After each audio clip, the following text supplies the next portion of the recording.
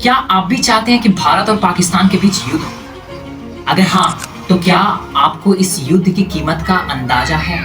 देशभक्ति सिर्फ युद्ध से नहीं, बल्कि समझदारी से भी की जा सकती है। भारत युद्ध नहीं चाहता है, लेकिन अगर पाकिस्तान ललकारता है, तो भारत पीछे नहीं हटेगा। पर याद रखिएगा, युद्ध अंतिम विकल्प होता है। दोस्तों, 22 अप्रैल की पहलगाम में जो घटना हुई थी, वो सिर्फ इंसानियत के खिलाफ नहीं था, बल्कि भारत की आत्मा को लेकर चुनौती थी।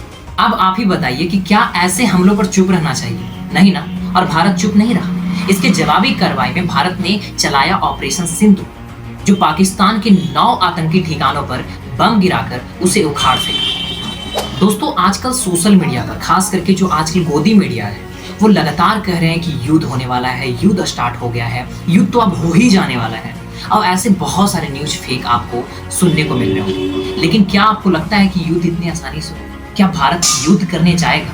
दोस्तों, यहाँ एक बात समझने की कोशिश कीजिए। युद्ध कभी भी हमारे लिए विकल्प नहीं हो सकता है। हाँ, हो सकता है अंतिम विकल्प, लेकिन हम पहली प्राथमिकता में युद्ध को तो नहीं ही शामिल करेंगे। और ये मोदी जी भी जानते हैं, और उनके जितने भी सहयोगी हैं, ये सभी बहुत अच्छे से इस पर विचार कर रहे हैं। दोस्तों, युद्ध के बारे में सोचने से पहले पाकिस्तान की हालत समझना बहुत जरूरी है। पाकिस्तान की सेना और सरकार आमने सामने है। वहाँ की जो सेना है, वो लगातार सत्ता में काबिज होने के लिए प्रयासरत है। वहाँ की सेना सरकार को नीचे लाना चाहती है और खुद सत्ता पर काबिज होना चाहती है, और इसके लिए युद्ध उसके लिए बहुत जरूरी है। वहाँ की सेना चाहती है कि भारत के साथ युद्ध करें, और उसके साथ युद्ध करने के बाद अपनी प्राथमिकता को ऊपर तक लेके जाए।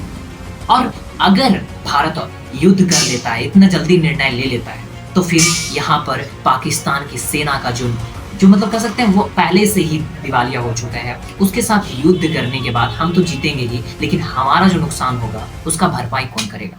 हम तो जीत जाएंगे, कोई दिक्कत नहीं होगा। पाकिस्तान के पास कुछ भी नहीं है। एक दिन के जो खर्चे होंगे, उसके पूरी जीडीपी के नहीं है ना? जीडीपी उसका नहीं होगा जितना एक दिन के युद्ध का खर्चा होगा। तो ये सब चीजें पाकिस्तान को समझ में नहीं आ रहा है। वहाँ की गवर्नमेंट समझाने की कोशिश कर रही होगी, मुझे जहाँ तक लगता है, लेकिन सेना वहाँ की समझने के लिए बिल्कुल तैयार है। बलूचिस्तान तो उसे संभाल नहीं रहा है, कश्मीर लेने आ रहा है, जो कि हमारा हिस्सा है। हरीश सिंह ने ब्लैक पत्र पर हस्ताक्षर कर दिया। दोस्तों, पाकिस्तान जो चाल चलने की कोशिश कर रहा है, जो जाल बिछाने की कोशिश कर रहा है, मैं बहुत अच्छे से समझ रहा हूँ, क्योंकि मैं एक अंतर्राष्ट्रीय संबंध का बहुत अच्छा विद्यार्थी रहा हूँ।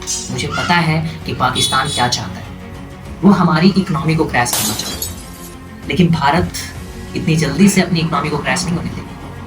वो चाह रहा है, वो तो जानता है कि भारत जीत जाएगा इस युद्ध, लेकिन उसकी इकोनॉमी को क्रैश करते हैं। वो होता ना, मैं तो जाऊंगा सनम, तुम्हें भी लेके जाऊंगा, यही वाला हाल करने वाला है। लेकिन भारत के जो नागरिक हैं, वो बहुत जल्दी उत्साहित हैं। बहुत सारे तो मैंने ऐसे लोगों को सुना, वो कह रहे हैं कि मैंने युद्ध नहीं देखे अपने जीवन में, इस बार युद्ध देखने को मिलेगा। करिए मोदी जी, युद्ध लड़ेंगे हम। तो वक्त की रोटी मिल रहा है ना भाई, वो मिलना मुश्किल हो जाएगा। फिर थोड़ा सा समझा करो भाई साहब, युद्ध जीतना हमारी प्राथमिकता नहीं है। महात्मा गांधी ने एक बार कहा था कि आग के बदले आग का मतलब है पूरी दुनिया अंधा हो जाएगी। पूरी दुनिया को अंधा करना चाहते हो, आप भी हो जाओगे फिर अंधा। अरे भाई, ऐसा निर्णय करो ना कि पीओके हमारा था, हमारा है, हमारा रहेगा, और इसके लिए हमें युद्ध ना करना पड़े। फिर आप बोलोगे कि ये कैसे हो सकता है? सचिन भाई, बिना युद्ध से पीओके कैसे हमें मिलेगा? मैं बताऊंगा आपको मैं किस लिए। देखिए दोस्तों, अगर आप पीओके को बिना युद्ध से लेना चाहते हैं, तो मुझे जहां तक लगता है, इसके लिए सबसे अच्छी रणनीति है पाकिस्तान को लगातार आतंकवाद की घेरों से घेर लेना। आखिर उस समय जब पीओके उसका हुआ था, वो अंतर्राष्ट्रीय मंच पर, खास करके यूएन में, उन्होंने बहुत प्रभावी अपने तर्क रख दिए थे। तो अब हम क्या करेंगे?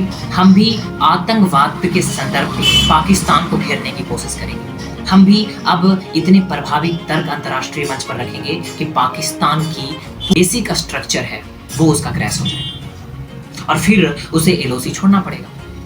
क्योंकि जो तर्क 1947 में वो रखा था, उससे खतरनाक तर्क अब हम रखने वाले हैं। ठीक है, इस तरीके से कार्य होगा दोस्तों। बाकी आप लोगों से एक ही विनती है, युद्ध को अंतिम विकल्प माने। हम युद्ध ये नहीं करेंगे, नहीं करेंगे, युद्ध करना पड़ेगा तो करेंगे, लेकिन हम इसे पहली विकल्प में शामिल नहीं कर सकते। ठीक है। ये याद रखिएगा। ये भारत की पॉलिसी रही है बहुत पहले से और उसी को फॉलो हमें करना है। हम ऐसे ही चलेंगे, ठीक है। बाकी आप लोगों को क्या कहना है कमेंट में लिखिए, ठीक है। जय हिंद, जय भारत। मिलते हैं नेक्स्ट वीडियो में, जब तक के लिए अपना ध्यान रखिएगा। शुक्रिया।